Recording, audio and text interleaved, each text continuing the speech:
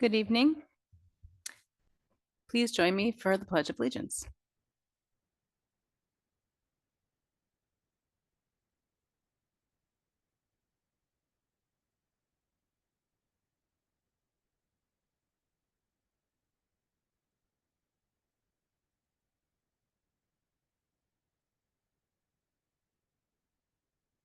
Going to read our public notice. A little bit out of order here, but we'll do it.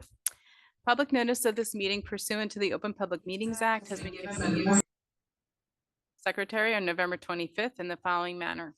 November 25th, 2024 in the following manner. Posted notice on the school bulletin board at the administration building, transmitted to the Courier Post, Philadelphia Inquirer, and the Clerk of Cherry Hill Township. Mrs. Sugars, can you please call the roll? Mrs. Sherfain, Here. Mrs. Gallagher, Here. Mr. Greenbaum, Here. Mr. Mayor, Here. Dr. Rude, Here.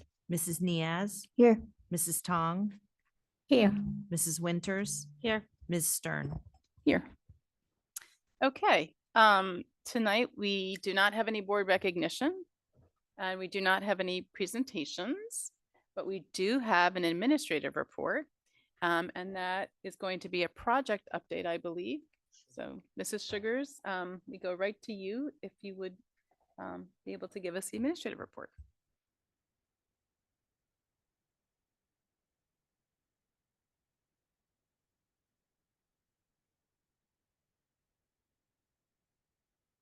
All right, so we thought tonight we would give an update on where we are with some of our larger projects.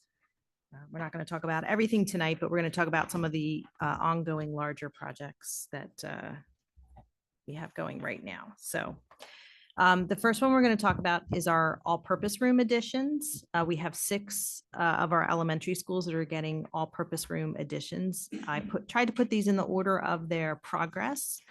The first one that we have here is Sharp Elementary School. This is the one that over the summer was the last one in line. Kingston is the first one in line. So Sharp is the one that just now is getting the steel erection done. They'll be getting their roofing at some point, but they're still working on getting their brick put up. The CMU is done, but the brick is still going up. And so you can see here the status of Sharp. Next in line with our green wall panels, we have Barton Elementary. There was a very large crane there today. Couldn't even get the whole thing in the picture, but they are moving along there as well. That's the second. They do not have their roof yet, but they are working on that. I believe that's probably what was delivered today, and that's why the crane is there. But Barton is moving along as well. Very active construction site today when we stopped by to visit. Next, we have Man.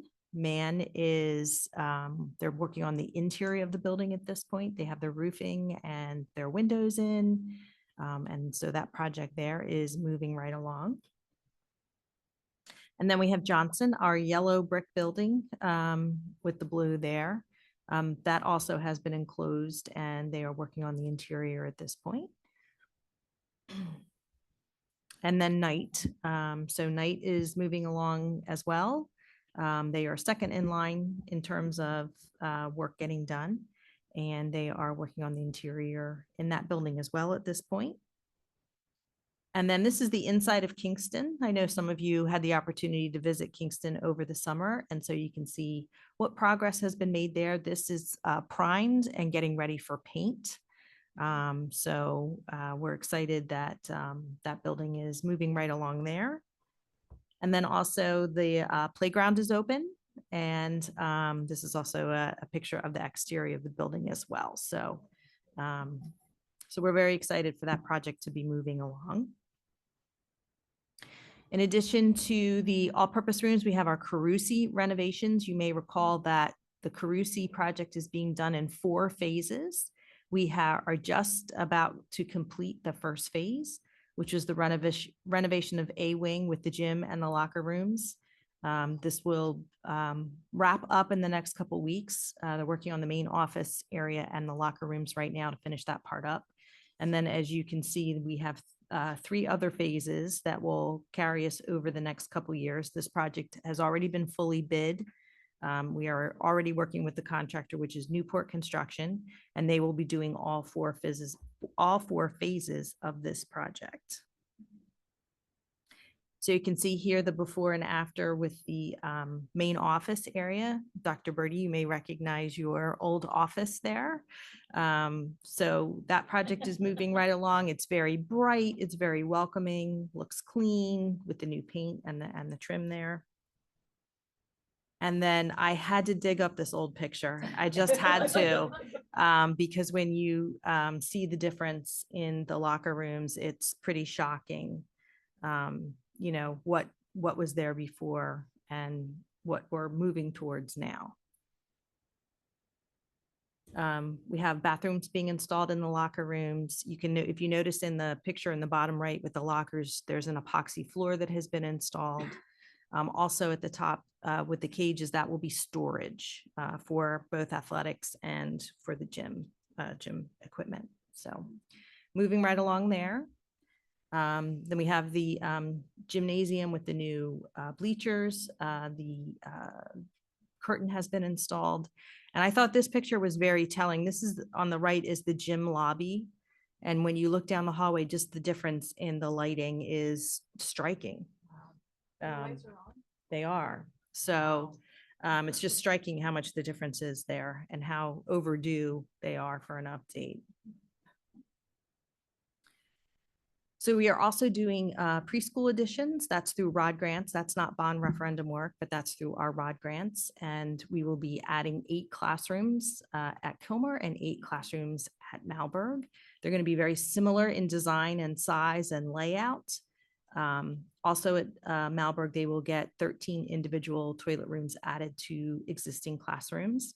And Kilmer will get 2 new playgrounds. So they will get a preschool playground and they will get a playground for the other children there as well. They just started that project. There's not a whole lot to see there yet, but they're moving right along, trying to get somewhat of a shell in place before the really cold winter strikes. So they're moving right along there. Their contractual completion date is December 20th of 2025. Upcoming projects, you may have seen on the agenda that we have the Rosa Middle School bid out right now. That bid opening is scheduled for December 10th, and hopefully we will be awarding that at the next board meeting. The Lewis Vestibule here, that will be a 4 to 6 week project that we anticipate will start after winter break.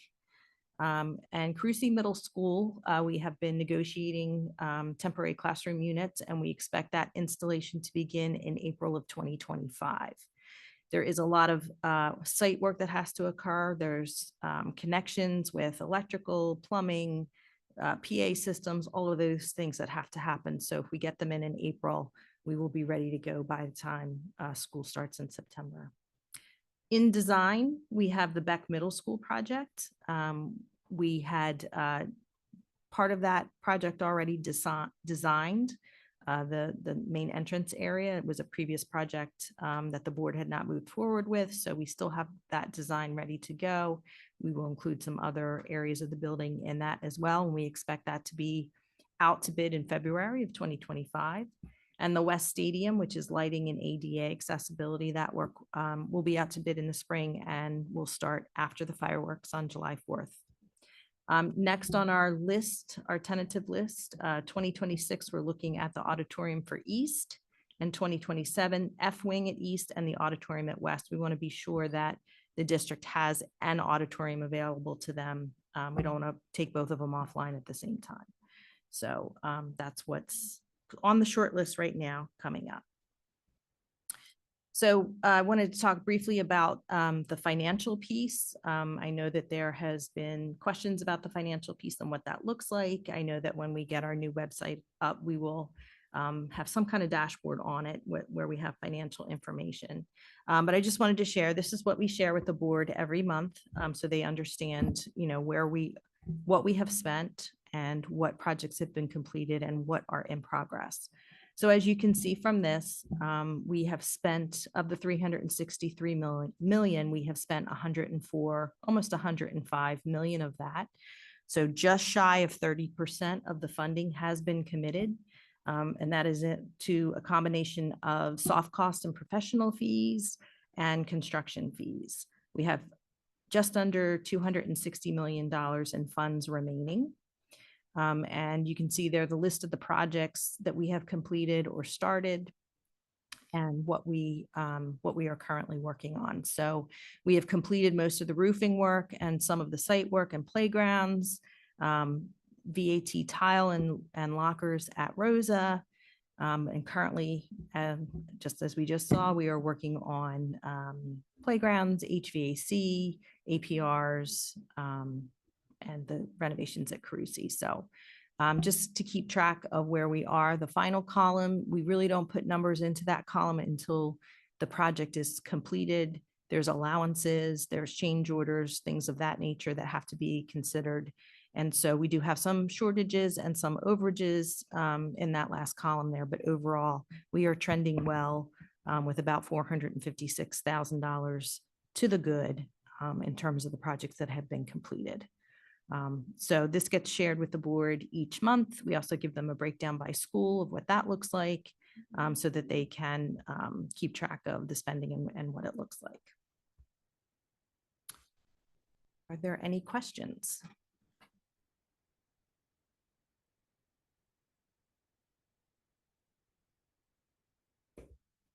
Just want to say this is exciting. It's great to see. And I know we're not, we're a third of the way through, but financially, but that much to the good is good to hear as well. Really good to hear for our taxpayers. Thank you. Okay. Thank you so much, Mrs. Sugars. We will move on to correspondence. Do any board members have any correspondence? Mrs. Winters. So last week I attended an NJSBA webinar. It was a fall legislative update, and it was a run through of all the bills that are currently pending in the legislature that we might want to keep track of. But the one that I think we'll all be interested in is Senator Gopal has dropped a bill. It's S3917. It has to do with the school funding formula, which we're all feeling impending. I don't want to say doom or dread, but I feel like everybody's having feelings about what our funding is going to look like next year. So the text of that bill is currently not available yet. This is not uncommon in the legislature where the text is unavailable, but it will be discussed on Thursday in the Senate Education Committee. I'll be listening to that meeting. From what the NJSBA liaison said, they think the bill is going to have to do with tax cap flexibility, with increased funding for extraordinary special education aid. And one thing that we talked about last year during the budget was smoothing out the fluctuations in year-to-year funding, which is something that is important. Changing how the local fair share is calculated. And also, which I thought was really interesting, was greater transparency to the districts and how that aid is calculated so that we can understand the calculations. Because last year, I think for a while, all of us were puzzling over where the number came from and why it was so unexpected. So like I said, there is no text available yet to the public. This was just what I heard on the meeting. The meeting is available on YouTube publicly if anybody wants to watch it. This bill was discussed at the very end. And like I said, it's up for discussion only. So no vote, just discussion only on Thursday in Senate Education. So if anything exciting happens, I will be sure to report back and I'll keep following it. Action is expected in the month of December. So if there are any changes to the funding formula, I'll let you guys know. Thank you. Any other board members have correspondence? So I was at the Spirit Week dance last week at East, which is why I missed the meeting. I made the decision to attend that instead. My last year having kids in that school and in that dance. So it's getting a little nostalgic and I made that decision. It was really cool. Seniors were sorely disappointed that the juniors won the dance part of the competition. Disappointed is a nice word. There were some other words that were I could use. But of course the seniors won the overall. So, that was okay. But it was a nice night and saw a lot of great to see the kids, doing their thing. And before that, I got a chance to go see Rocky, the musical. Some people at this table know a little bit of something about that. Really, really an amazing performance. Very impressed as always at West. Some kids we know involved in the musical, So it's just, you know, another amazing production of the West Theater um, production. So anyway, just, you know, great singing, great performance, really good acting. And something that is always noticeable to me and was again this year was the level of inclusivity of our students. There's a place and a room for everyone to participate who wants to in our theater program. And there was, you know, participation that of kind of, you know, representation visually of inclusivity, and also not always so visual, but representation that, you know, I just really appreciate what it means for, you know, we talk a lot about belonging, and for students to have a place to be part of something that is so positive and successful and so enjoyable. It's great. So always a shout out to West Theater. You know, just always impressed with the work that's done there and the dedication of everybody involved. So thank you. I think that was all. All right. Any other correspondence from board members? All right.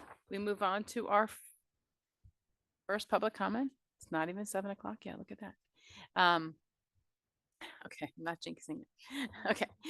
So this is our first public comment section. Students always have the opportunity to speak first about any school-related topic during our first public comment. However, the non-students, the adults who are not students, can speak on our board action items only, items 17 through 20. And there, of course, will be a second public comment period, which is an opportunity for any adult to speak on any school-related topic, not just our action items. So if you are a student in the district and you would like to speak now, if you are online, please put an S after your name. If you're in the room, you're more than welcome to approach the microphone and speak there. If you are an adult speaking when you come up to the microphone, please be sure to identify the agenda item you're speaking on. And everybody at the microphone, please state your full name and your municipality. We will alternate between speakers who are here in the room and those who are online, and each speaker will have a maximum of 3 minutes to speak. The timer on the screen will indicate the amount of time remaining.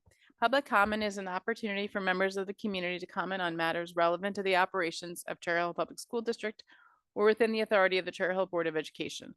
The board welcomes diverse opinions on relevant matters. Under established federal law governing reasonable restrictions on speech in public forums, statements which demean individual community members or groups or are irrelevant to the operations of the school district or are repetitive will not be supported. Community members who would like to present information not relevant to the school district are always welcome to communicate directly to the district superintendent, board president, and all board members via email or other alternative means. And with that, we start in the room. I don't see anybody at the microphone. See someone approaching the microphone. Please state your full name, your municipality, and the action item you're speaking on. Well, it's just so crowded. I didn't want to be first. Ann Einhorn, Cherry Hill, New Jersey. 11.2, is this for the ensuing school year of 25-26 for the acceleration program? Or is it a continuation of this year's, and I'm not even sure if it's still ongoing, acceleration high impact tutoring?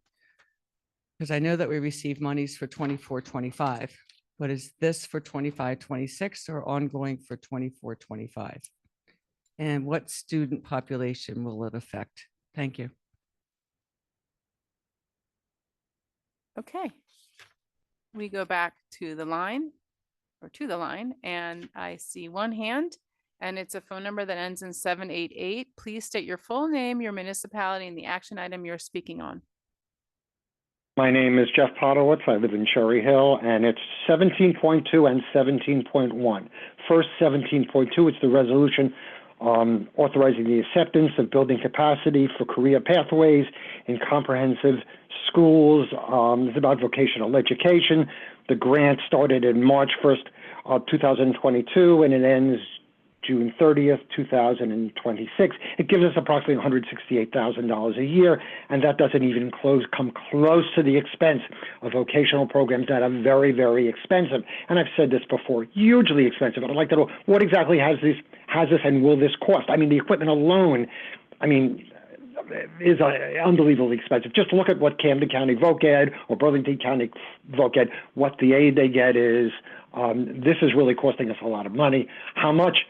I don't know, but it would be interesting to know how much it is, and moving forward, how much it will be. So I would say vote no, but you've voted yes already.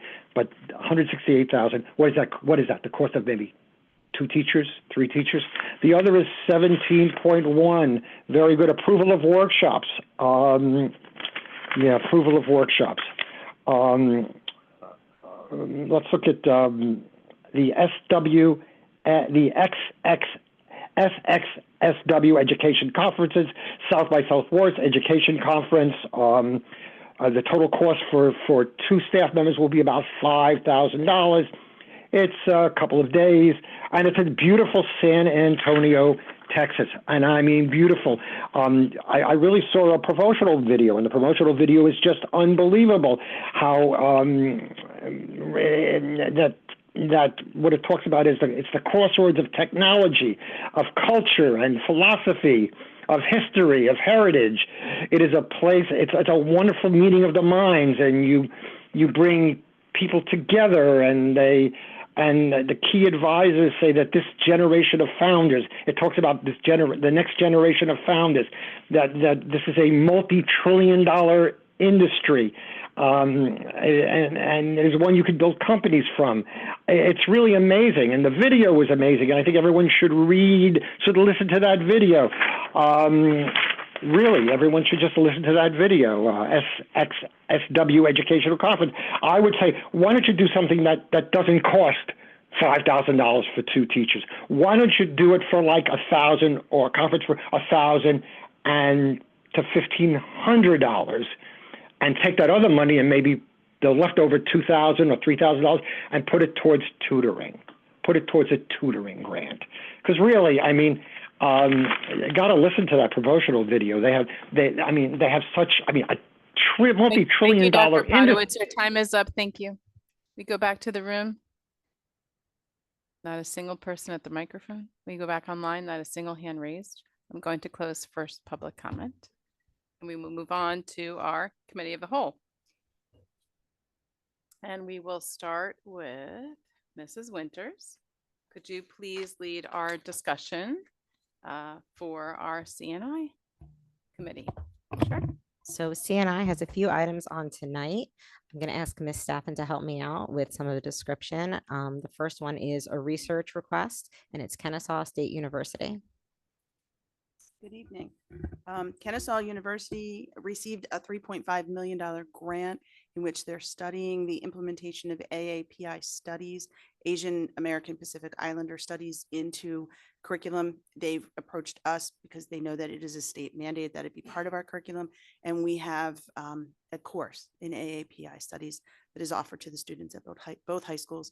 So the grant allows them to do research and then in turn provide us with resources and additional enhancements for that programming. They'll be doing some interviewing and some on-site work. And so they've presented their research proposal to us. So that is that particular piece of it. Do any board members have questions about the research request? Okay, the next thing is a grant acceptance. It says year 3 of the Centers of Workforce Innovation with Camden County College.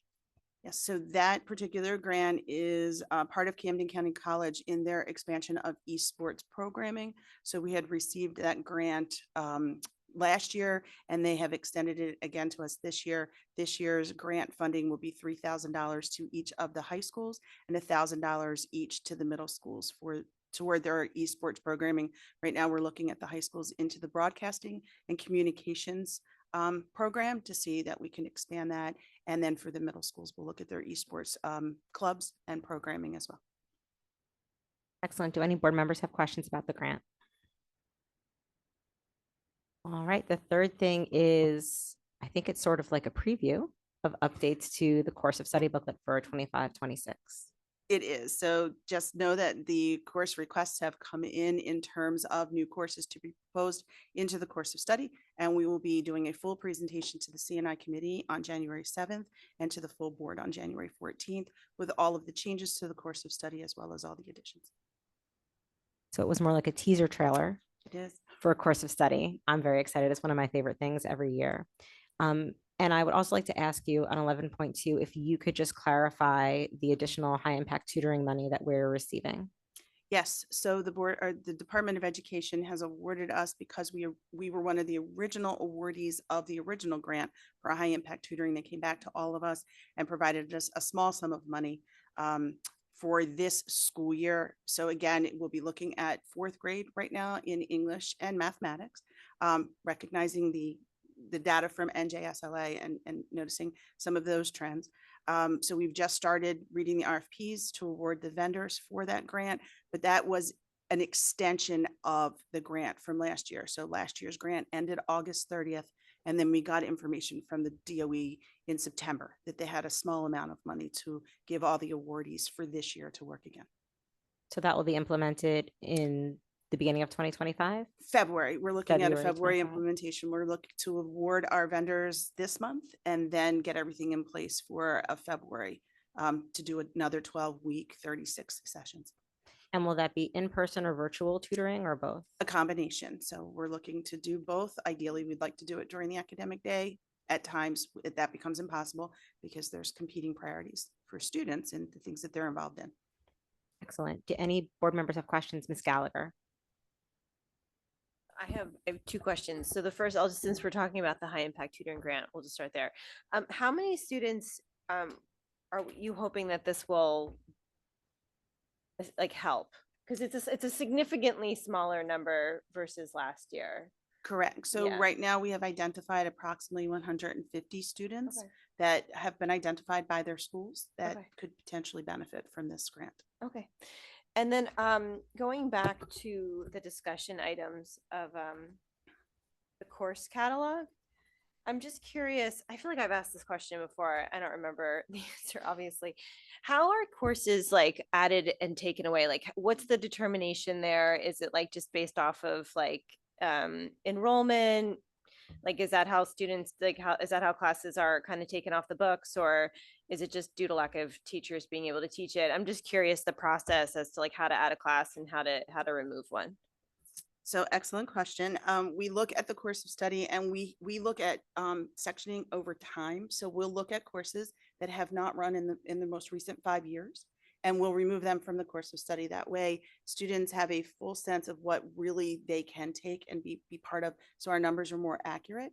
When we add courses to the course of study, we are looking at how they connect directly to the board goals and the building goals and how we can move those goals forward through our academic course catalog. So when we're doing that, teachers actually proposing the courses have to answer a questionnaire about how does this tie directly into the vision of your building, of the district, and the goals that have been set forward for us. Thank you. You're welcome. Ms. Sherfain? Sorry to keep flip-flopping back, but back to the high impact tutoring. Are these students that you identified for this new increment of money, are they different from the students that received the additional support before? Not necessarily, but Okay. they have been identified using the same process through what we know as the INRS or Intervention Referral Services, as well as the MTSS process. Awesome. So there will be some students maybe that will benefit that maybe didn't Potentially. fall. Okay, Potentially, good. yes. And we leave that to the buildings to make that determination based on how they have viewed the data, especially the most recent NJSLA reporting. Mr. Greenbaum? Thank you. I was just going to add the BNF side of the high impact tutoring. The RFPs are listed under 12.4 under the BNF agenda, and I'm guessing that'll be on our next action agenda when we have bids to approve. Excellent. Look at that, committee of the whole in action. Any other questions under CNI? All right. There is one more 11 point. Oh, 11.3, sorry, resolution Um, authorizing acceptance of New Jersey Community College Consortium for Workforce and Economic Development. Right, so I believe that that's that was the 4-year grant that High School West receives for building capacities. It actually enhances current programming, so it's not introducing additional programming, it's enhancing the current programming that is in place. It supports the finance program as well as the design and build program. Those are the only two programs that grant was permitted to support over the 4-year cycle. So is that the action item under 17.2 on tonight's agenda, or is that different? That's 17.2, I apologize. So the 11.3 is the Camden County adding to esports. So we're good. Okay, now I'm confused. Oh, I apologize. I went forward. Oh, you We're went good. into the I action- added the 17 to address the question. Well, that's good because then I don't have to do it when we do the action agenda. So now that part's already done. we're covered. We're good. We're covered. Do any other board members have questions about CNI? Ms. Gallagher. Ms. Stafford, would you just mind repeating what you said about 17.2? I was reading the 11.3 as you were I'm explaining sorry. it. I was, okay. Sure. The Building Capacity for Career Pathways grant was awarded to High School West back in 2022. It is intended to only support programs that were currently in place. So it is meant to be an enhancement to their design and build program, as well as their finance program through the business department. It was not permitted to create any new programming or do anything else. It was strictly to help support those two programs and build a more robust catalog for them in terms of connecting beyond our classrooms. So it's additional funding to support programming that already exists at High School West. Correct. Correct. So I think that was in response to the first public comment question. Okay. Anybody else? Excellent. Now I know you're all want to be CNI members after that.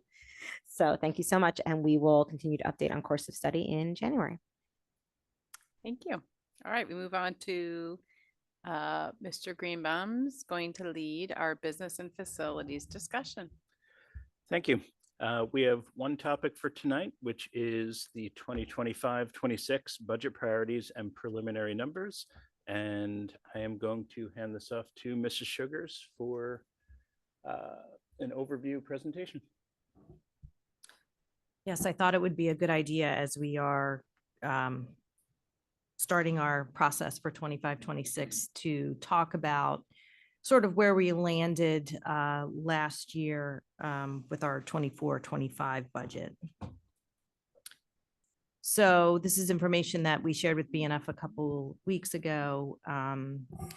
But, you know, this is sort of just a refresher of what happened last year and where we're headed potentially this year. So you can see from this, our general fund, we have two components to our tax levy. We have the general fund tax levy, which is what we discuss primarily as part of our budget process. We have to board approve that tax levy ultimately to support the budget. We also have the debt service fund tax levy, and that supports the payment of debt that is resulting from the bond referendum. So the total tax levy between those two items has increased from 22-23 through 24-25 fairly significantly. A large part of that is due to the debt service portion of the tax levy. You can see the dollar increase there, $10.4 million. It increased last year. The percentage was 3.6% because we used some bank cap for that. And then the tax impact for the general fund was $194 on the average assessed home. And with the debt service, it was $101. 2% on the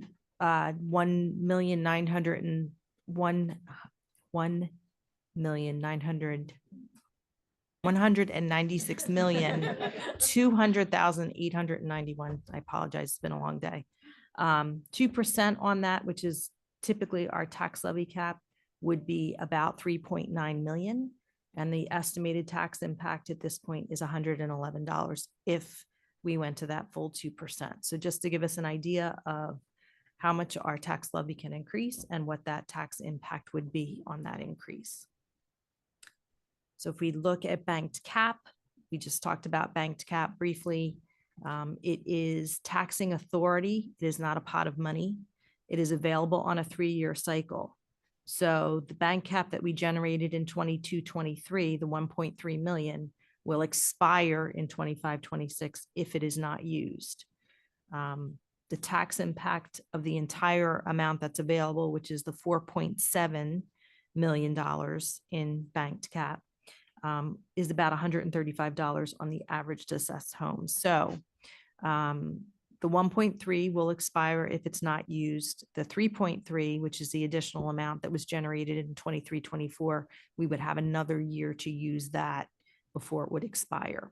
We used 2.1 in bank cap last year, and we had about $500,000 expire. So that's what's available should we need it or desire to use it.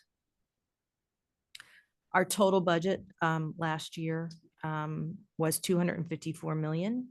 Our debt service budget was $27,800,000. Total budget $282,459,183. Our state aid last year, as you can see there, we lost about $7 million in equalization aid. Our transportation aid, our special education aid, and our security aid remained flat. We did subsequently receive $3.1 million in stabilized school aid. And so that did restore some of the 7 million that we lost. Whether or not we will continue to receive stabilized school aid or if it will even be available is a big question. The other question we have as we start to develop this budget is what number are we using as our state aid number? Typically, we will budget with flat state aid. And I believe it would be prudent to not include the 3.1 million in stabilized school aid in our projections in the event that we do not receive it. So we also received over $7 million in preschool aid for the preschool program and $8.5 million in debt service aid for the payment of our debt. So what did we use that stabilized school aid for? We reinstated cuts that we had made to the ROTC program, to some of our extracurricular and athletic programs, and to some of our alternate high school positions that we had cut. We used some of the funds for building modifications for the movement of the alternative high school over to East. The largest piece we used for enhancement of the teaching staff salary guide. We added 4 additional elementary sections, and then the remaining amount was for ELA, interactive flat panels, software, and things of that nature. So that made up the 3.1 million that we received in stabilized school aid. I wanted to talk a little bit about debt service because even though it's not part of the budget, it does have an impact on the tax levy. You can see here, we had an increase in 24-25. We'll have another increase in 25-26, and then it will start to trend down. This projection is assuming that we will receive similar percentage in debt service aid, and that the district will be able to continue to contribute 4 million out of the capital reserve account to soften the impact of that. As far as capital reserve is concerned, last year we used capital reserve dollars for projects that would complement or supplement the bond referendum, such as the bleachers and the scoreboard and the curtains, the backflow preventers we have to do, and then some of the other projects that need to be done. You can see that our projects totaled 3 million, just over 3 million, and then we used 4 million for the payment of debt service. So we've allocated just over $7 million in the 24-25 school year towards capital reserve account. We want to keep that in mind moving into next year. So our capital reserve account is estimated at June 30th of being 17 million. We allocated 7 million in the 24-25 budget, which leaves us at this point with a capital reserve account of approximately $10 million. So as we discuss some of the things that we have been thinking about, such as the conversion of this building, adding additional preschool spaces, things of that nature, we need to keep in mind that our capital reserve is down to about $10 million. This is why at the end of the school year, when we're closing out our books, we have that resolution on the agenda that allows us to replenish that capital reserve account. Because in a district with 19 school buildings, it is important that we have a healthy capital reserve should there ever be a concern or an issue that we have to deal with. And also to address, goals and things that we want to do with our buildings. So just keep that in mind that as of June 30th, we're looking at about $10 million. Also, last year we allocated $4.3 million more in fund balance. This was a substantial increase over what we had used in years past to balance out the budget. So once you sort of increase that threshold, you kind of need to stay at that threshold. So that also potentially has an effect on what winds up in the capital reserve account and what the board can allocate towards the debt service payment. So quickly, let's talk about our budget calendar. Right now, all of our schools and departments are working on their budgets. Their input is due December 20th. During the month of January, we conduct our administrative review of the budget. That's primarily Superintendent's Council. And then by the end of January, we should be in a pretty good position to start having some initial discussions about what we're seeing, what it looks like. Then we will, through our BNF committee meetings and our board meetings, provide updates. We anticipate the governor's state aid numbers at the end of February. So we're going to have to watch the timing here. Last year, we had to add an additional meeting because we didn't have a meeting between the time the state aid numbers were released and the time that we had to submit our budget. We have to submit our budget by March 20th. We have a March 11th board meeting and a March 25th board meeting. There may not be enough time in that time frame to make sure the board, fully understands the position, what we're doing, all those kinds of things. So we may need to schedule another meeting in there. And then the public hearing, once we get through that initial submission process, has to be held between April 24th and May 7th, and ours is currently scheduled for April 29th. So sort of our calendar and what we're looking at moving forward. We're not really, excuse me, in a position at this point to start talking about cuts or what that looks like. We still need input from our schools and our departments before we can get to that point. Also, as you know, we not only get our state aid numbers very late, we also get our health benefit renewal numbers very late. That has a significant impact as well. So are there any questions?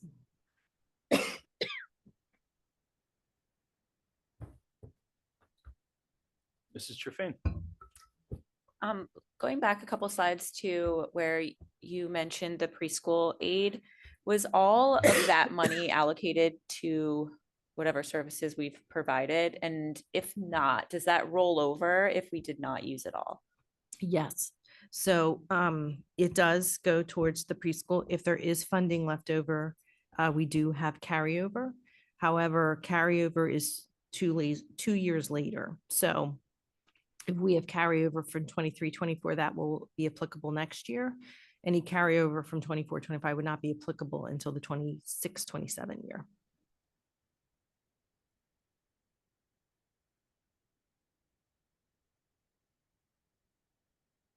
Mrs. Gallagher.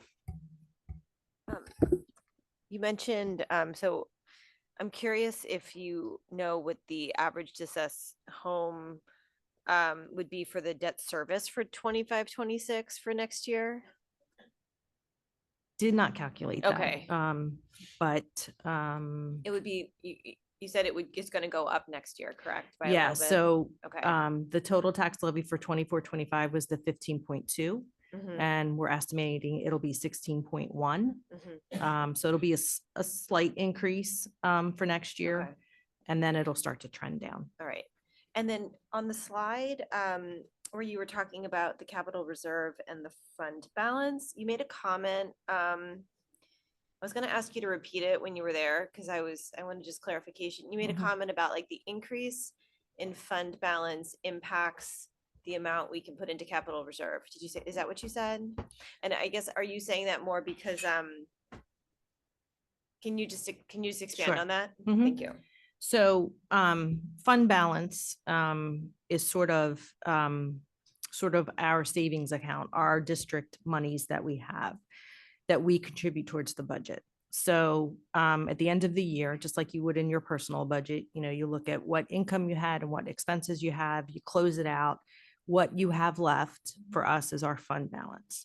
So we use a certain amount in our budget each year. We're only allowed to maintain 2% of the prior year expenditures. So we're only allowed to maintain a very minimal fund balance.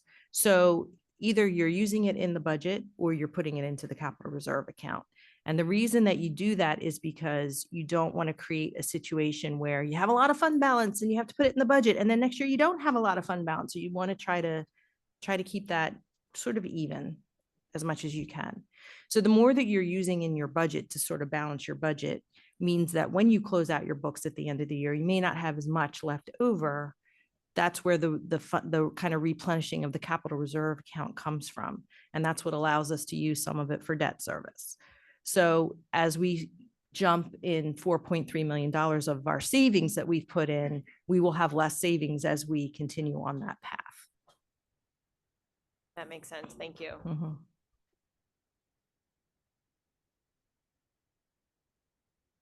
Mr. Mayor. Just one quick, for Mrs. Sugars, do we have any indication of where we might land with the health benefits impact? We are trending very well. I do not anticipate that it will be a 0% increase again, but I'm hoping that if we continue to trend as we are, that it'll be modest.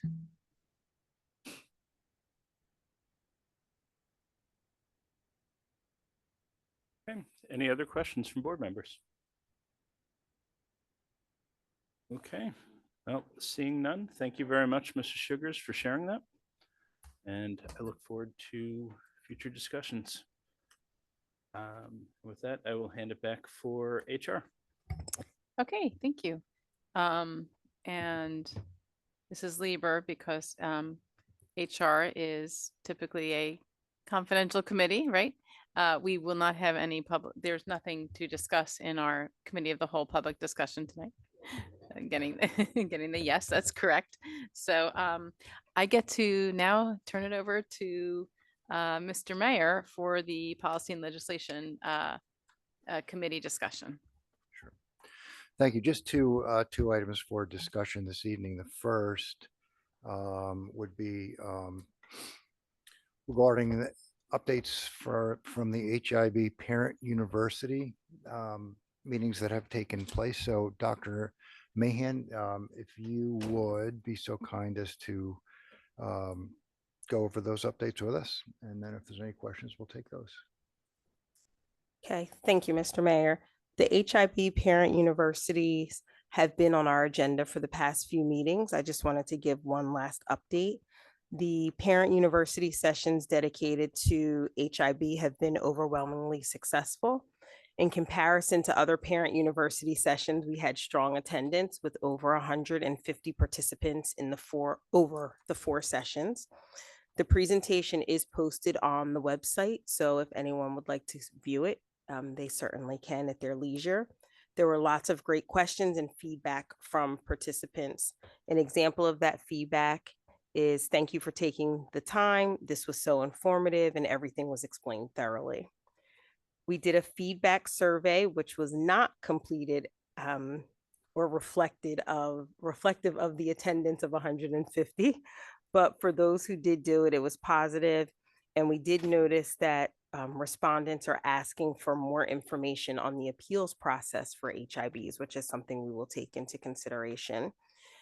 As we continue to work towards educating our families on the HIB process and meeting the board goals under student wellness, we have done the following: uploaded the presentation to the website, which is asynchronous. All participants of the parent university receive the slide deck via email after the sessions. We have created an HIB infographic, which will be shared at a later time and posted to the new website when it is launched. All staff have been trained by the anti-bullying specialist at the building level. This is follow-up to the mandatory HIB back-to-school trainings that all staff must participate in. And lastly, HIB findings from the HIB survey via Thought Exchange will be shared out February 11th to identify strengths and weaknesses with the current HIB framework. So we look forward to building on the momentum and to educating Cherry Hill Public School staff, parents, and students. Any questions? Yeah, before we get to questions, just thank you for that update. It's good to hear again, consistent with what you reported at the last committee meeting, that engagement and community engagement has been extremely high. I'll just note, at least from my time on the board, the improvement in trying to identify better ways to communicate with families and to educate families and HIBs in the process over the course of the last several weeks or a couple of months has probably been the most aggressive and hopefully impactful, at least since I've been here. So hopefully that continues to move forward. Well, I know that it will, because it's a focus for us. Do any board members have any questions? Mrs. Sherfang. It's like a question comment, I guess. So I attended one of those meetings and I personally thought that it was incredibly helpful and really well delivered. And I'm curious if we supply any information to new families coming in, especially now that kindergarten registration is ramping up. If we provide any, even if it's just, hey, there's a link on the website, this presentation is available, because I think a lot of people probably need the information when it's too late because they're actively involved in the process potentially. Because I know the session that I went to, there was a lot of clarifying questions about the legality of it and the everything that comes from a state level. And that seemed to be the topic that was most confusing to a lot of the families. And I think that was honestly the biggest reason why I attended too, because it's helpful to hear the information given from that perspective and not this perspective all the time. So I'm just curious if we provide anything to new families coming in about. So we do not provide information to new families coming in, but what you raised is a topic of conversation now. We have already started to talk about when do we have a captive audience where we can share information around HIB to everyone, where the same message is delivered across the board. So you would have heard, but I'll share now, on February 11th, that one of the things that we are looking to implement, similar to what we do for family life curriculum, is giving a blurb to every teacher in the entire district that will speak to HIB that will be shared at back to school night. So some of our back to school nights are run a little bit differently, where people all gather in one location, where they just go straight to the classroom. So we're trying to navigate what that will look like, but we have several topics that across the board, across the district, we have everyone share the same information. And we thought that would be a good place, captive audience, to everyone who attends, and timely at the beginning of the school year. So. Great, thank you. You're welcome. Mrs. Stern. And Dr. Mahan, in your time when you were in the CNI department and I was a parent of elementary kids, I remember, actually it was when the HIB laws first came into effect. That was the process. It was back to school night. There was, I remember being told very clearly what the parameters are, what to expect as parents. So it was definitely a very helpful way to deliver the information. So I think it's great that we're revisiting that.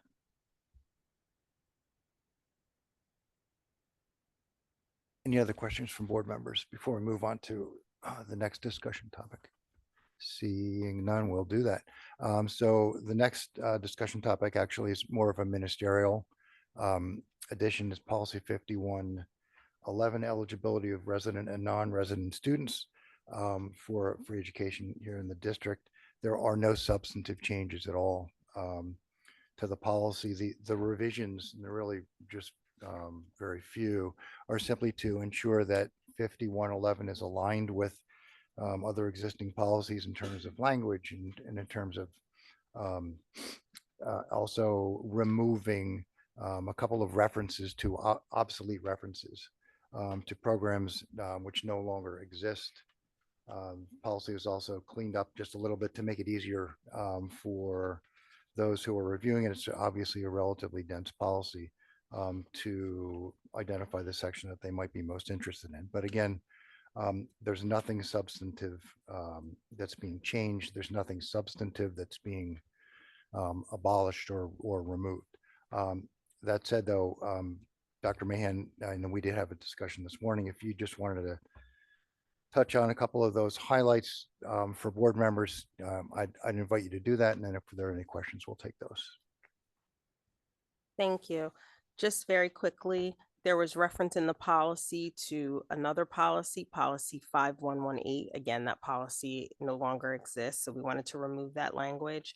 There were updates to the preschool portion of the program, including adding in age requirements, the registration process, when families would contact Estelle V. Malberg for special education services. Just for ease of reading the policy, because it is quite dense, you'll notice like on page 2 under proof of eligibility, that's now underlined. So all of the subcategories all are underlined so that they pop out when you are going through the policy. And then just one of my things, and we have it in some policies and not in others as I've been reviewing them, if we have a number written out, for example, 30, we've put the numbers, numerical numbers, 30 in parentheses. This one had several of those, so we added those in as well. So those were the changes. Do any board members have any questions? Mrs. Gallagher.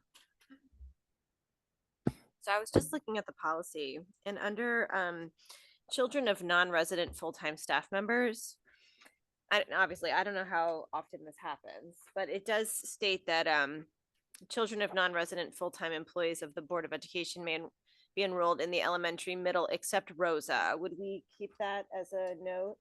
What page are you on? Oh, I'm sorry, page 10. It's at the bottom, the last paragraph on page 10, under children of non-resident full-time staff members. That's a great catch. That should be removed. Okay. Yeah. And I will have that updated. Okay. Thank you, Mrs. Gallagher. Any other board members have any other questions? Seeing none, that concludes committee of the whole for policy and legislation. Excellent, thank you. And now we move on to Dr. Rude, strategic planning, last committee meeting that you will be leading on the Board of Education. And it is turning it over to you to please discuss strategic planning. Okay, so in strategic planning tonight, we just have one discussion item on the docket.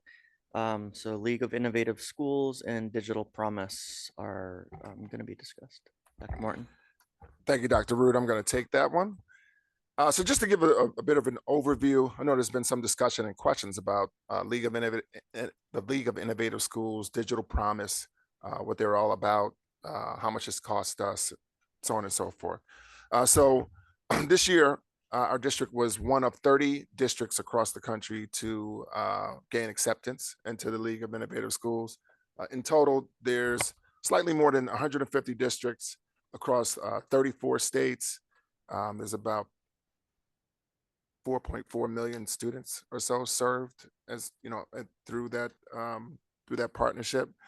Essentially, membership into the league allows the district and the leaders in the district, including myself, an opportunity to interact and interface with some of the most dynamic superintendents, administrators, teachers, and districts across the country who are all focused on improving conditions for their children through innovation, collaboration, creativity, things along those lines. The idea is that there are different opportunities for these networking sessions to take place. There are in-person opportunities, one of which was the fall convening that took place in Lindsay, California, that myself and Ms. Roscoff attended. Truly phenomenal experience, phenomenal experience, great learning experience as well to see a strategic plan come to full fruition in a district, right? A strategic plan that had gone into effect maybe 15 years prior, but to see the outcomes of it was truly remarkable. We had an opportunity to see that firsthand. There's other opportunities as well that occur virtually also. There's something called League Learning Collaboratives. We're a part of 3 of those collaboratives. One has to do with reimagining high school, redesign of our high school. Part of one of the projects that we actually have our superintendent's student advisory council working on is just that, a redesign or reimagination of the high school experience. So there's the synergy, there's connection between much of the work that we're doing and the collaborative efforts that we're a part of as well. We mentioned maybe a meeting or 2 ago, we mentioned cybersecurity, how we're focused on building a pathway around cybersecurity, but that's connected with our work with the league as well. And the other collaborative we're a part of has to do with student voice and engagement. You know, we value our students, we value their perspectives, and we think it's important to include their voices into the fray. That's why the superintendent's student advisory council, for instance, is working on 3 engaging type projects that will later be presented to the board. It's truly a great, opportunity for us. Membership in the league comes with a league membership fee. That fee is $3,500. There are great benefactors that provide funding and provide other opportunities to the various districts within the league. As such, we've had some conversation about the $5,000 grant that we received through our partnership with the league for our cybersecurity initiative. Again, that's no strings attached. It's $5,000 through one of the benefactors that allows us to offset costs. So there's costs associated with curriculum committees, for instance. We bring teachers together to design a course. Well, there's a substitute that you have to pay for on the back end when the teachers come here for the day.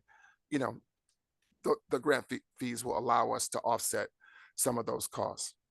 We're excited about the opportunity. Like I said, some of top districts in the state are part of it.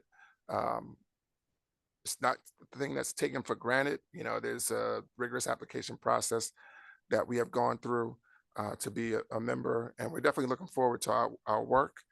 We received just this week resolution, joint legislative resolution from Senator Beach and Assemblyman Greenwald, Assemblywoman Lampett's office, recognizing the significance of inclusion of our district in the League of Innovative Schools. So we're excited about the work. Our next in-person meeting will be a spring convening that takes place in March in Pittsburgh, Pennsylvania, where we'll have an opportunity to go there and visit a number of school districts that are implementing various forms of innovation, reform, and things along those lines. That's it. Okay, before I open it up to all the board, I have a quick question. So the fee to join is $3,500, but this year it was covered entirely by a grant. We received a $5,000 grant. Is that correct? We did receive a $5,000 grant. So so what happens is when there are various partners, so IBM in this instance, IBM through cybersecurity, is seeking to partner with a district that wants to move forward with a cybersecurity pathway. If you know me, I'm quick to raise my hand. Me, I'm it.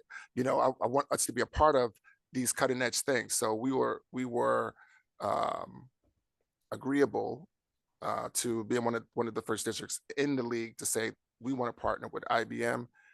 They vetted us, had a couple conversations. That partnership formed, and the $5,000 essentially was provided. So it wasn't necessarily directly to offset the membership fee, but through the opportunity and through association with the league, we were able to receive a $5,000 grant. And how long have we held our membership with the League of Innovative Schools? Since September of 2024. Okay, so it's really new.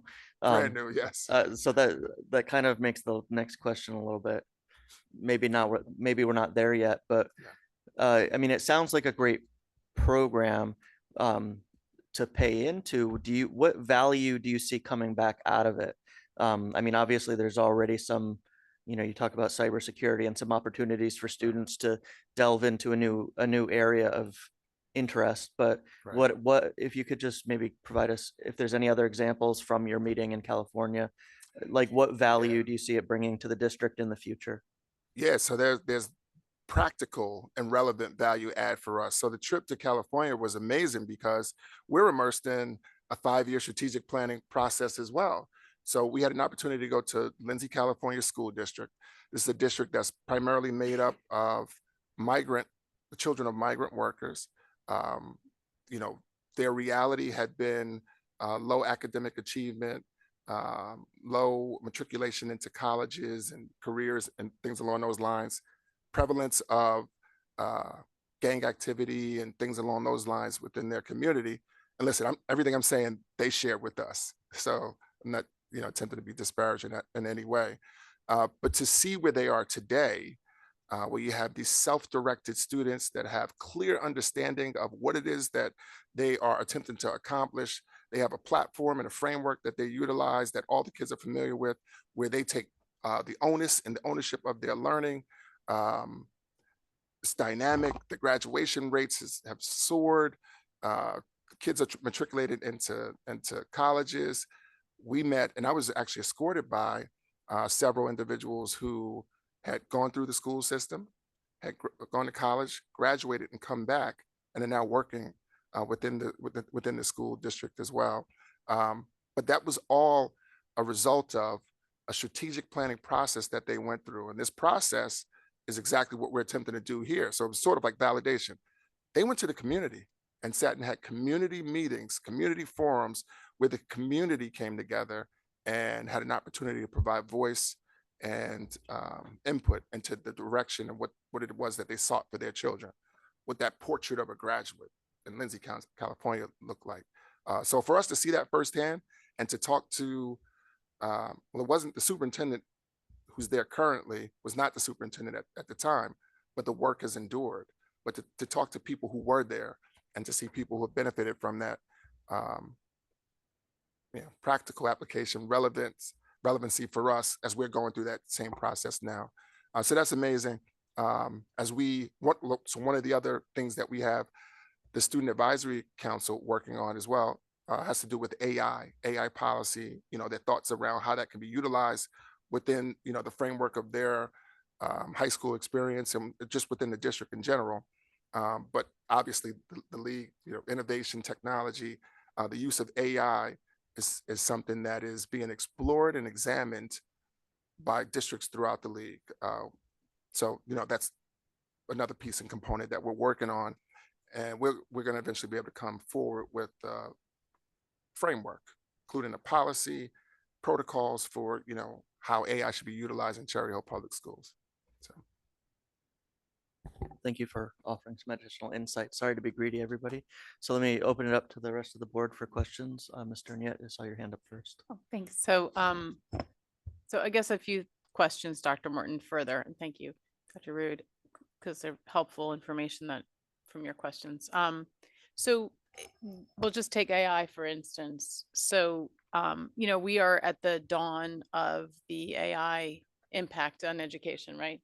And it probably will be, kind of like the dawn of email and the dawn of the the World Wide Web, as we used to call it, right? The internet. I mean, most people can't imagine life. Many people were never around when there was life before the internet, but now it's just such a daily part of our lives. AI may become that, right? It will. So, you know, what I'm hearing is, sounds like we are accessing kind of groupthink, essentially, you know, access to larger sources of information and data, other people who are trial and erroring, so to speak. So, a question of, well, how does Cherry Hill Public Schools, how do our principals, how do our teachers, how do they know,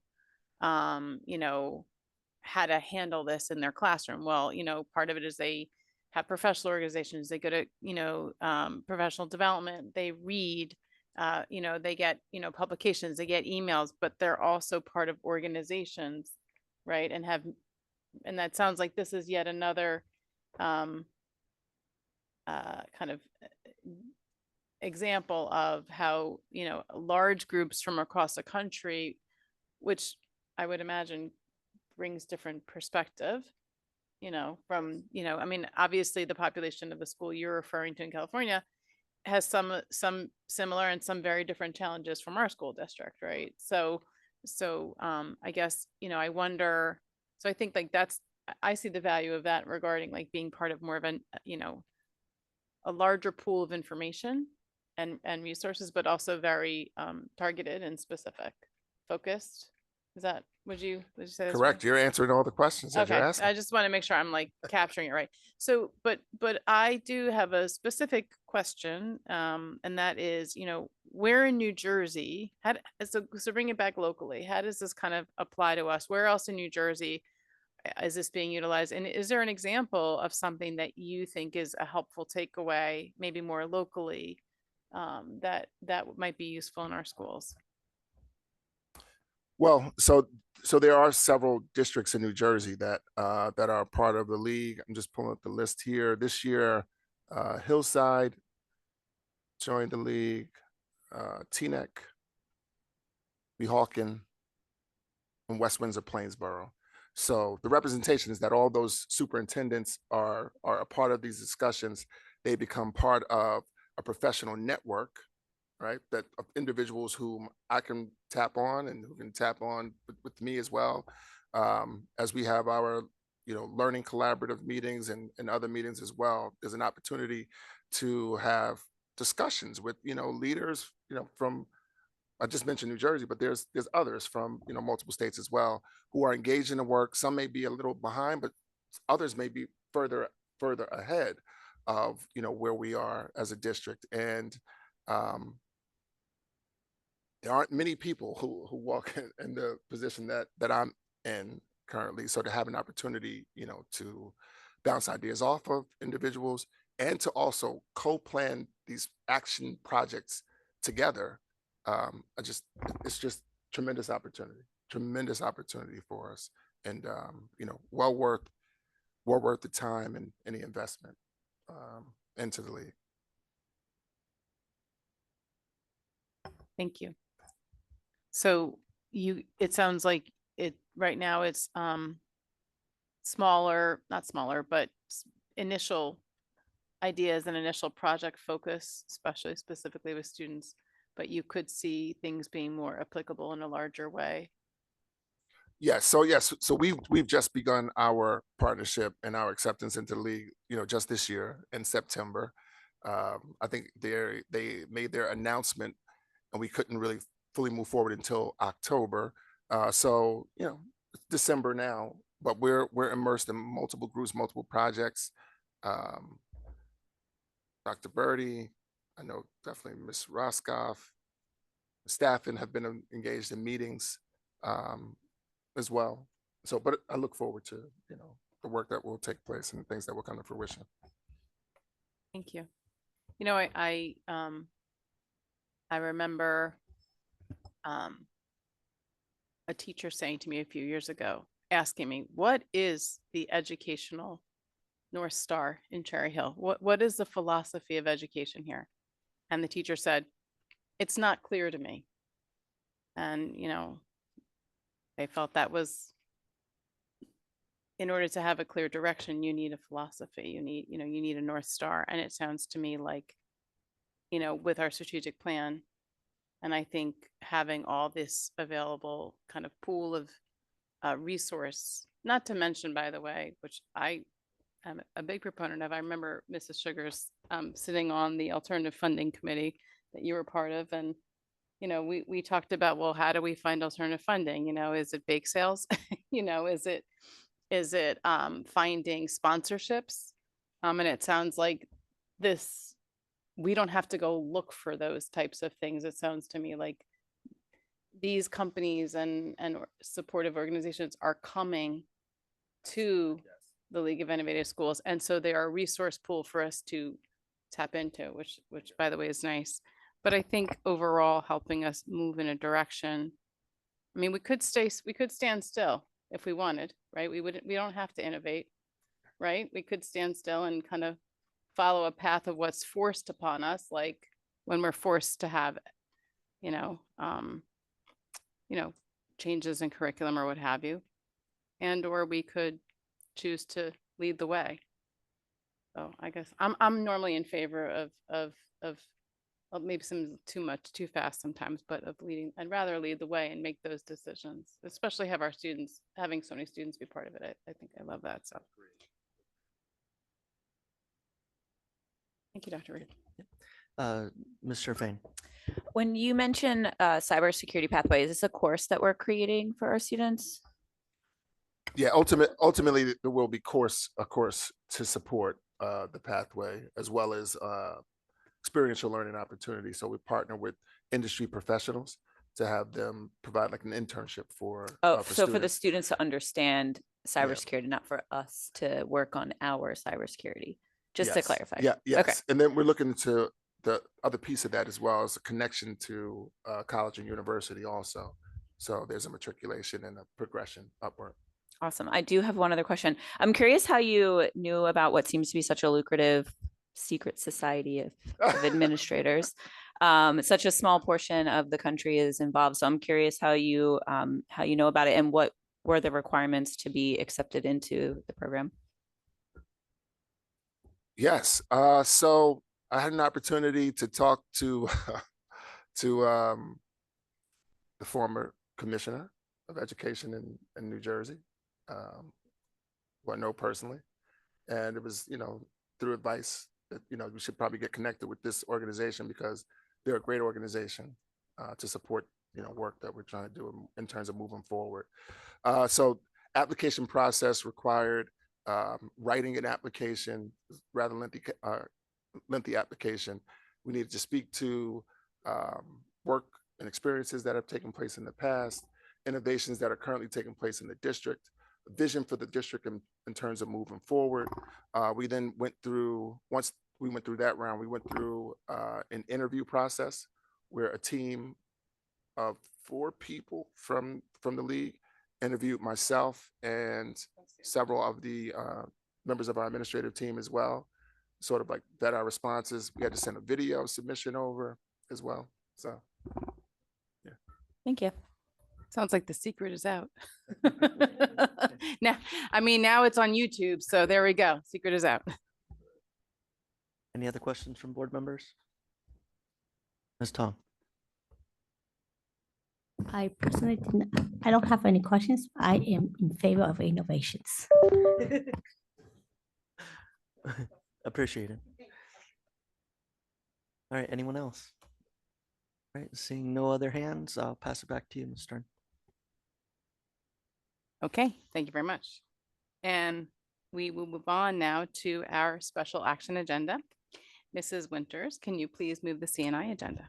Certainly, the superintendent recommends and I move the following. 17.1, approval of attendance at conference and workshops for the 24-25 school year, and 17.2, resolution authorizing acceptance of the building capacity for career pathways and comprehensive schools, cohort 2, cycle 4. Do I have a second? Mr. Greenbaum, are there any questions? Seeing no questions, Ms. Sugars, please open the voting. Board members, you may cast your votes.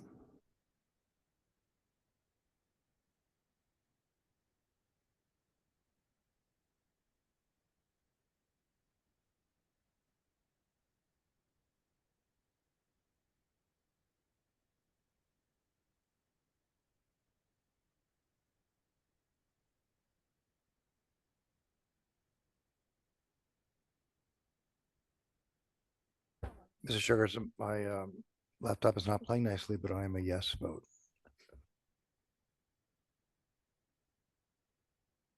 We have a unanimous yes vote. Okay, Mr. Greenbaum, can you please move the BNF agenda? Certainly. Superintendent recommends, and I move the following. 18.1 financial reports, and that is it for tonight. Do I have a second? Mrs. Jerfain, any questions? Seeing none, Mr. Sugars, please open the voting. You may cast your votes.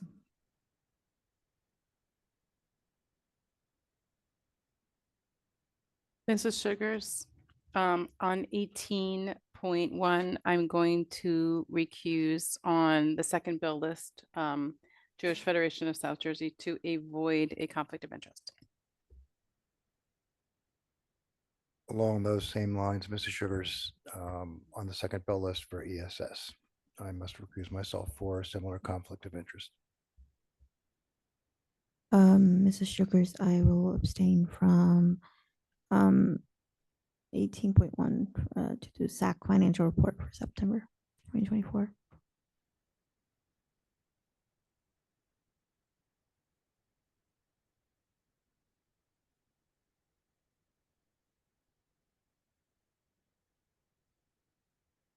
Okay, so we have an abstention from Mrs. Niaz on the financial reports. And we have two bill list abstentions, one from Mr. Mayor for ESS and one from Mrs. Stern for Federation of, yes. Other than that, we have a unanimous yes vote.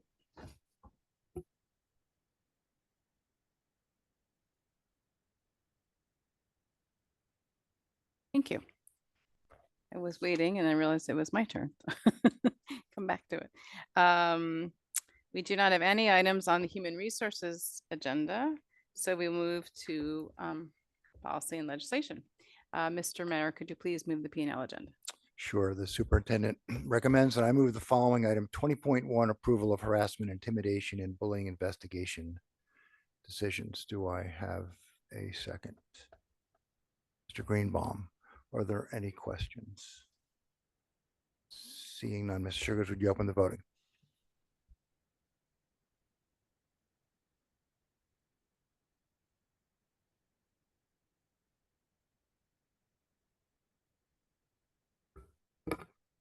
I'm assuming you can see that, but I'm abstaining.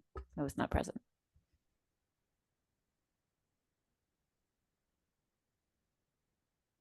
Mr. Sugars, I was at the Spirit Week dance during this HIB exec session, so I'm going to abstain.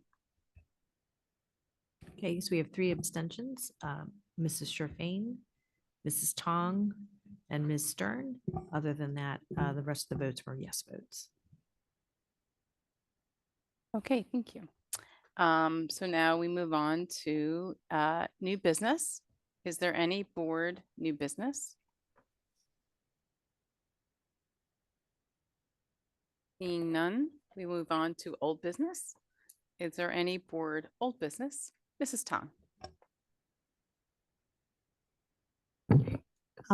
I want to bring up the topic regarding the graduation on the New York Chorus Center. If there's any way we can find a way to save money and do it within our school district, that would be nice.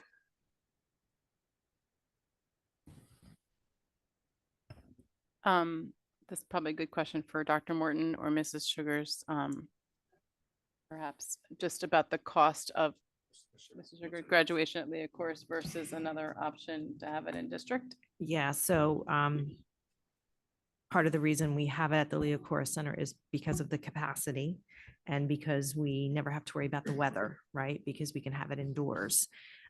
We have to keep the cost of graduation below the bid threshold, $44,000. Otherwise, we would have to put graduation out to bid, which is not something that any of us want to do. I'm not even sure how we would do that. So we have worked with them each year to keep that cost under that threshold. and they have been pretty accommodating with us in terms of that. I'm not sure in district where we could hold it, where we could have the number of attendees that we do. And, when we go to the Leo Chorus Center, they supply us with the sound system and the setup and chairs and all those kinds of things, which we would have to price out what it would cost to bring all those things in internally, to host it internally. I do know that we took a look at it when we had, during the pandemic year, when we hosted it at West. There was not a significant difference in the price between having it in district and having it at Leo Chorus Center. And like I said, I think you give up the number of attendees that can come, which is, very important to families. And then you're beholden to the weather, because if we had to have those graduations in the West Auditorium, it would have really limited the number of people that could have attended. So I understand, the concern about cost, but I do think that in that situation, we're probably making out pretty well with the situation that we have.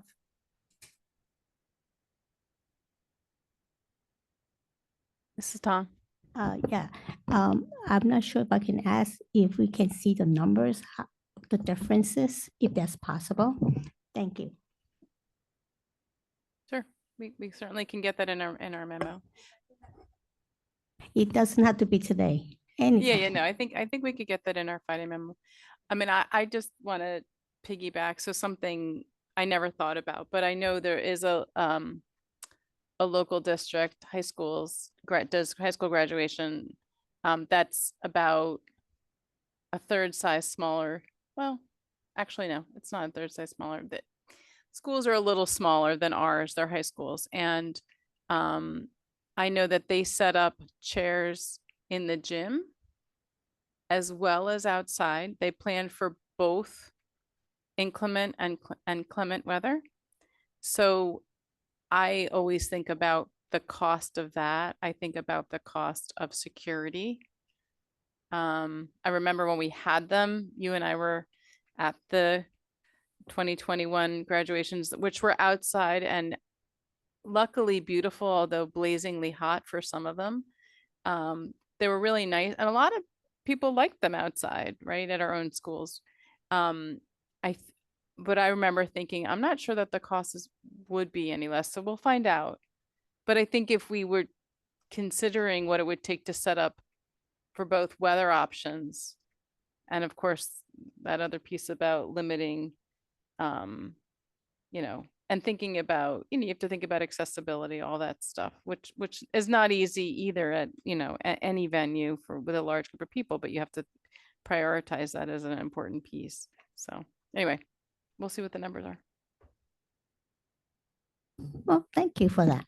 Actually, I just want to find out because the community have asked me some questions, so I just want to clear that up before my, last of a few weeks I left here. Thank you. Yeah, I mean, I guess the question is, what is a significant cost and what's the cost benefit, right? Yes, that's one of them. The other one is the convenience. I think they like to be within the school. They don't have to travel to Philly, which they don't feel comfortable. A lot of parents. From the community I heard. I don't know if other people heard anything about it, but for me, that's what I heard. So I just want to get that information out. Thank you. I definitely think parking would be interesting here as well. Right? Thinking about how many thousands of people. It's a lot to think about. So yeah, good questions. Other comments about that or any other old business from any board members? Seeing none, we will move on to our second public comment period.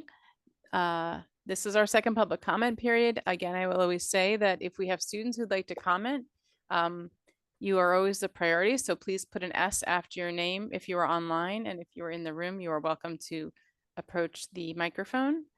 First, we will alternate between speakers who are here in the room and those who are online. Each speaker will have a maximum of 3 minutes to speak, and the timer on the screen will indicate how much time you have remaining. Public comment is an opportunity for members of the community to comment on matters relevant to the operations of Cherry Hill Public School District or within the authority of the Cherry Hill Board of Education, the board welcomes diverse opinions on relevant matters. Under established federal law governing reasonable restrictions on speech in public forums, statements which demean individual community members or groups or which are irrelevant to the operations of the school district or are repetitive will not be supported. Community members who would like to present information not relevant to the school district are always welcome to communicate directly to the district superintendent, board president, and all board members via email or other alternative means. And with that, we start with the room. If anyone would like to speak, please approach the podium. When you do, please state your full name and municipality when the timer comes up. Full name's Laura Ann Einhorn, Cherry Hill, New Jersey. There's a lot of murkiness still, Dr. Wharton, about what the League of Innovative Schools will help us accomplish. So some of the things I heard you mention, like redesign of a high school, cybersecurity, student voice. I thought we were doing pretty well with student voice over the years. I'm not sure what the redesign of a high school means, if it's that a clinical site or if it's the anatomy of a high school graduate that you were referencing. And I thought, if I'm incorrect, I'm sure you will correct me, but I thought you said that the $5,000 was really mostly for cybersecurity. It didn't have anything to do with our league membership. And how long do we have to belong, or are we allowed to belong? Because I still can't figure out the criteria from looking at their website. And at what cost will it cost us? A lot of the confusion was initially when it was on the agenda. It said we're going to get gift cards for the staff and this and that. If you recall, if you go back on the agenda, that's what it said. And we're like, well, what for what? Okay. And I think some of us, particularly me, I want to know how it's going to trickle down to our students. Because to me, the priority right now is getting our academic achievement up over and beyond the presentations of the last couple of board meetings. So I need help, because I still feel I'm in a level of murkiness as to what the long-term goal is for our school district and our kids. Thank you. Okay, and now we go to the line. And first hand on line is Rosen. Please state your full name and your municipality when the timer restarts. Hi, Mindy Rosen. Unmute. Mindy Rosen, Cherry Hill. I'd like to know if there is a law or policy that excludes a parent advocate from an IEP or 504 meeting if the parent does not check the box saying they are bringing anyone with them. There is nothing in the federal law that allows this. So I'm asking if Cherry Hill has a policy that allows this exclusion of people who have knowledge of the student that are not, as allowed by law, that are not allowed in to these meetings. I have written this to Caitlin and I have copied Dr. Morton and Carol, but I have not received a response. The second thing I'd like to talk to also is about digital promise. And I appreciate your question, Dr. Rude. I also question what is the value. And I want to reiterate that the $5,000 in my estimation is for the cybersecurity. I know that you have received $2,500 so far and are set to receive the next $2,500, I think, next year. And you have paid the $3,500 membership dues and the $3,000 cost for the conference for Dr. Morton and Carol in California. So we have expended $6,500 already. And the $2,500 that we are getting is supposed to offset the program. And so and the next thing I would ask each board member is to go on Digital Promise and look at the application process. I think it's really important if you read the part that says,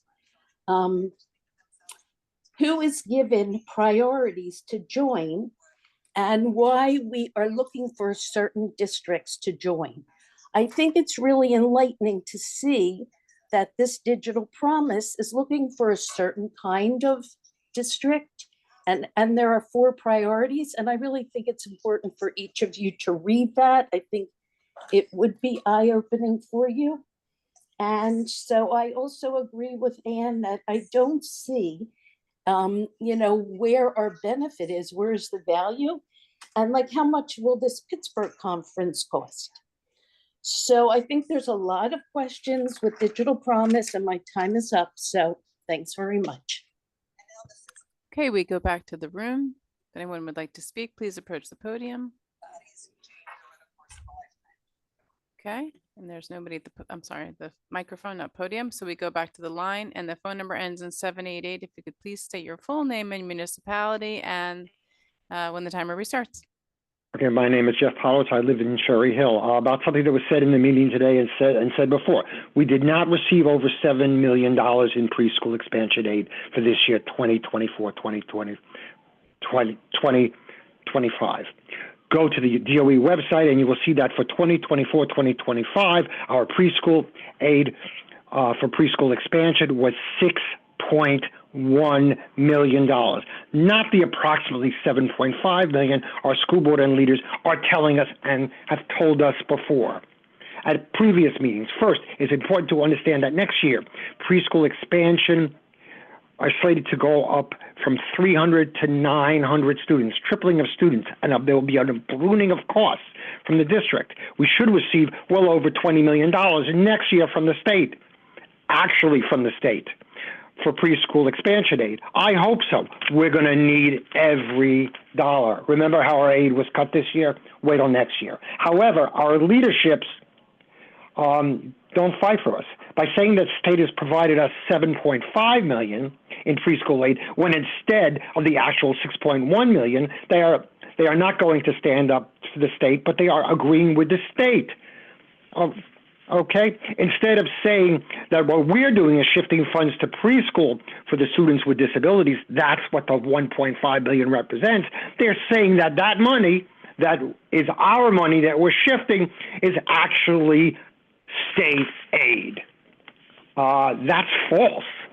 So the number is not 7 or 7.1, it's 6.1. That's a misrepresentation of the facts. And why don't you say it is? Because that's what it is. Anyone could go to the website. Also, if you read 7073, we didn't do that well compared to other districts in the state in our SATs. I think we needed to focus on learning loss, all right, especially Cherry Hill West. No excuses. We need to focus on learning loss, not on other things, not on digital promise, all right? Basics, reading and writing. We're not doing that good in one of our schools, and not so good compared to the whole state in either school, to be honest with you. Relative to South Jersey, one school, yes. You need to fight for us, and you need to present the real numbers. It's not 7.5. I guess that's it. I'm finished. But why you keep on misleading the public? That's one of the reasons why I say you mislead the public. Anyway, thank you for listening, but you're not going to do anything. And we go back to the room. If anyone would like to speak, please approach the microphone. Okay, nobody at the microphone. We go back to the line, and the name is Sarah Jocelyn. If you could please state your full name and municipality when the timer restarts. Hi, this is Sarah Jocelyn. I would like to thank you for presenting some preliminary budget items.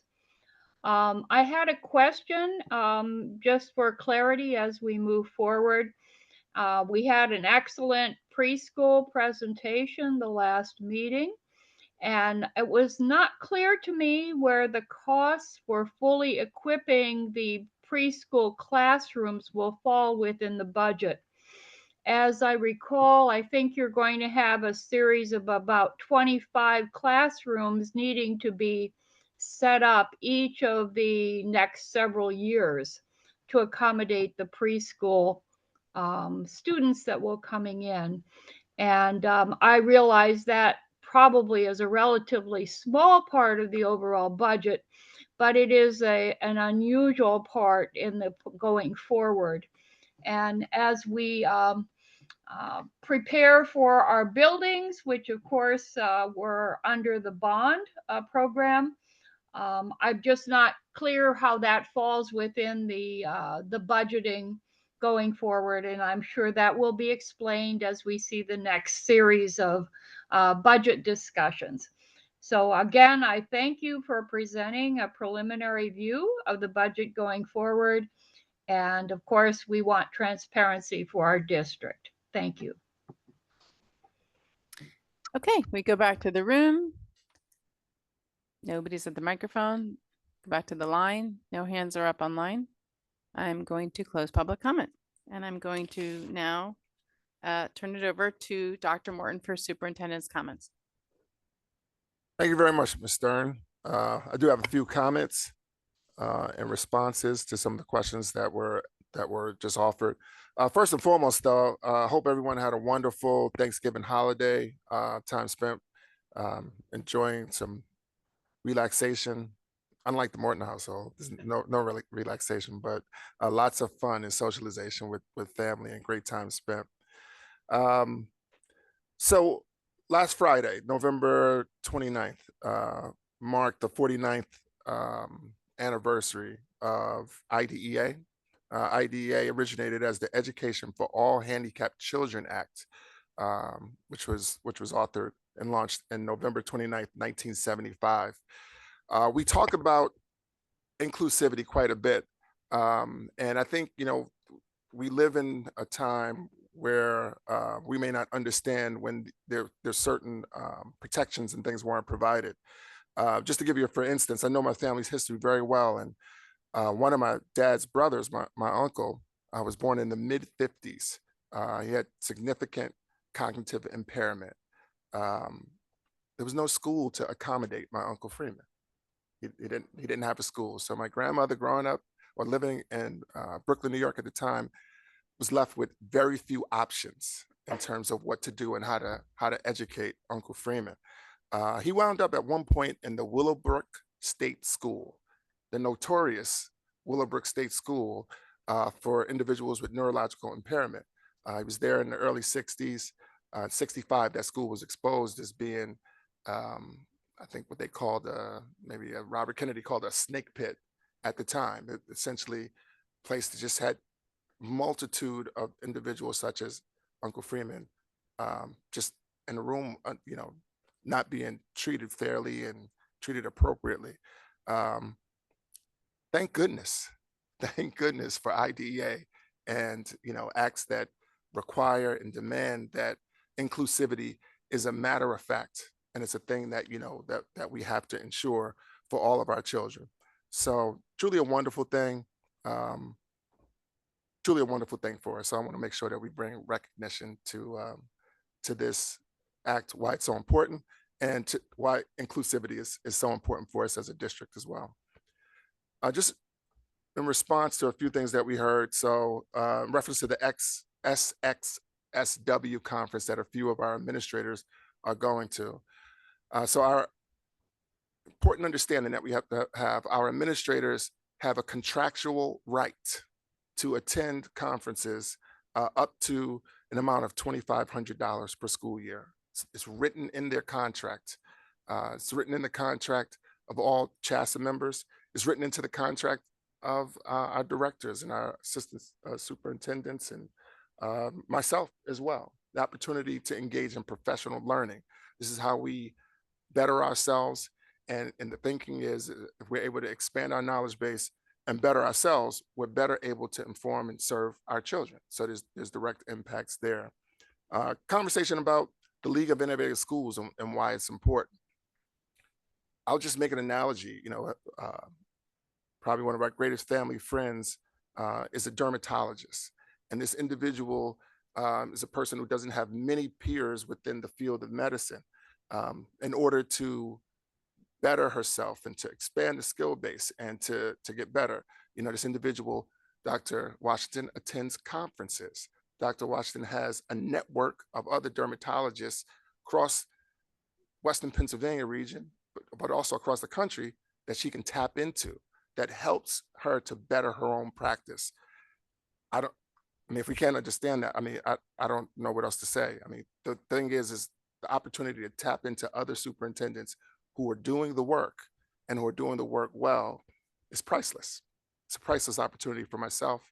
And that opportunity is extended to members of the administrative team as well to tap in with other districts that are doing the work and doing the work well. That's what association does. That association allows us to have a better understanding of the work that we do and better opportunities to impact our children.